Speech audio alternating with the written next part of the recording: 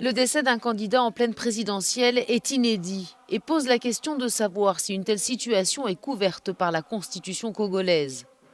Si oui, que soulignent d'éventuels articles en la matière et jusqu'où s'étendent leurs champs d'application?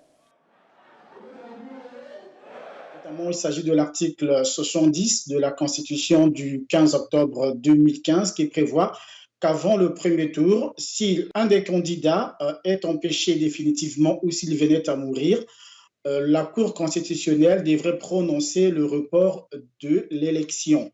Mais ici, on est dans un cas de figure où il faudrait des interprétations des constitutionnalistes pour comprendre le sens de cette situation. Parce que Guy Brice Parfait Kolela est décédé pendant son transfert en France pour des soins, alors que les électeurs se rendaient déjà aux urnes. Est-ce qu'on entend par avant le premier tour, pendant que les électeurs ont fini d'accomplir leurs devoirs citoyens, ou plutôt le premier tour englobe l'ensemble du processus qui devrait prendre fin avec la publication des résultats? Si tel est le cas, ça veut dire que nous sommes donc dans cette possibilité de voir l'élection être annulée, tout au moins le premier tour. Maintenant, si on entend par avant le premier tour simplement la période au cours de laquelle les électeurs déposent leur bulletin dans les urnes, en ce moment-là, je pense que le processus peut continuer.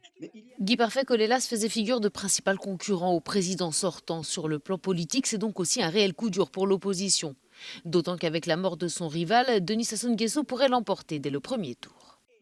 Vous savez, on est dans un pays où les instituts de sondage ne fonctionnent pratiquement pas, donc difficile à l'heure actuelle de se faire une toute petite idée. C'est vrai que Denis Sassou Nguesso avait promis ce que l'on appelle en Afrique le coup KO, c'est-à-dire remporter l'élection dès le premier tour, mais certains candidats aussi ont promis finalement d'éjecter le président de son fauteuil dès le premier tour. Guy Brice Parfait Kolela, par exemple, l'avait clairement dit, l'idée c'était de gagner aussi, pourquoi pas, dès le premier tour.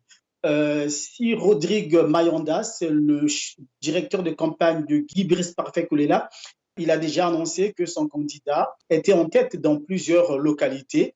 Mathias Nzon aussi dit être en tête. On attend finalement, c'est réellement peut-être la publication des résultats. Mais difficile de dire qui va l'emporter. Ce qui est vrai, c'est que c'est Denis Sassou Nguesso.